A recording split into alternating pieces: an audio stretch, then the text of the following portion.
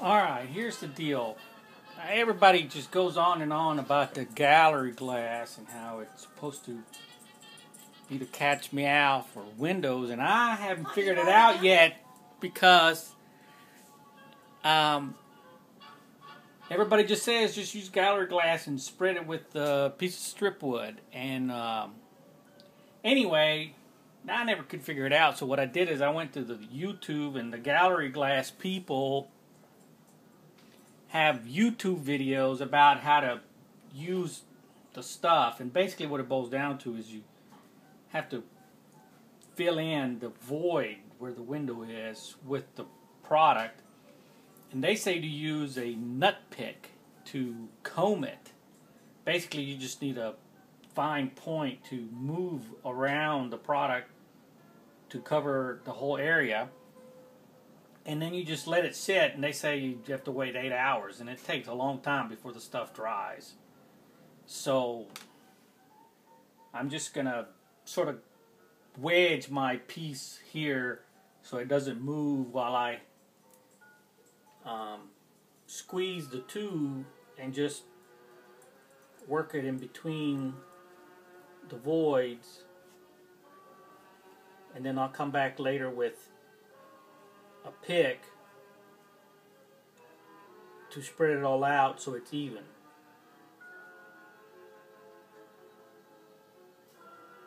If it's a small space, it usually does pretty good by itself. A lot like the canopy glue, but when you've got a big window like these right here, it's just not easy. And the trick is you have to lay it on something that's going to hold it up. They sell a product that you can lay your piece on, and then 8 hours later you can peel it off. It's basically like a real slick plastic sheet.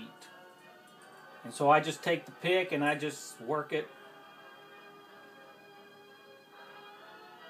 towards the edges so that there's a continuous film of the gallery glass all inside the void.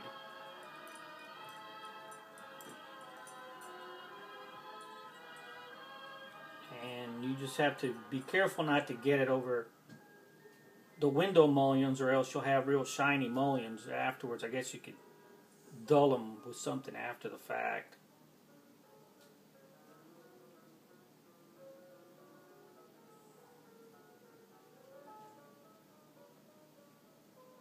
And there, I've teased it all the way so that it's even. And if you get a bubble, you can tease it like that too. There's like sort of like a bubble there. Actually, I think that's part of the window casting that's protruding in there. But you can work the bubbles out like this too while it's still wet.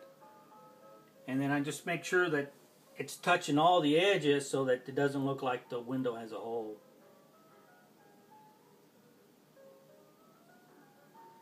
And when you're done, it sort of kind of looks like this. I don't know if you can see the reflection of it.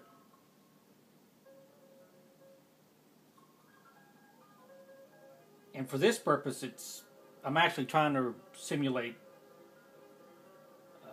stained glass, so it actually does a pretty good job for it. Otherwise, it ends up drying with like a crackle, ripple effect, because it's supposed to simulate stained glass. So anyway, that's the gallery glass mystery demystified.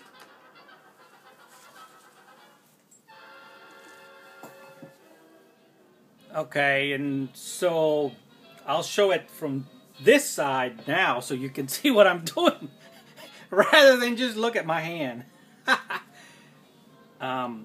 So I'm just going to fill in the void here, and I've already put the piece of paper that simulates the stained glass behind the window casting, so there's already something holding the gallery glass goo, or whatever you want to call it. I just put in enough that I can come back later and spread it towards the edges. And on the small ones, you just kind of sort of dip it in there, and the surface tension just holds it in between the panes.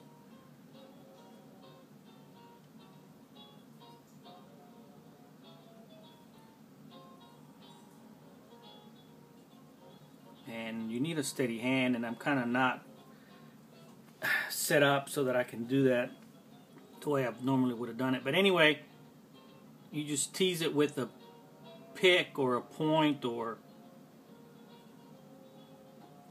they say to use a nut pick. They actually sell, the gallery glass people sell what they call a comber or a comb or something, which is basically a pick. But the lady that I saw on the YouTube video, she said she just uses a nut pick. And I had no idea what she was talking about. And then she went on to say that a nut pick is part of a nutcracker set. So you may already have a nut pick in your house. Or you may know where to get one.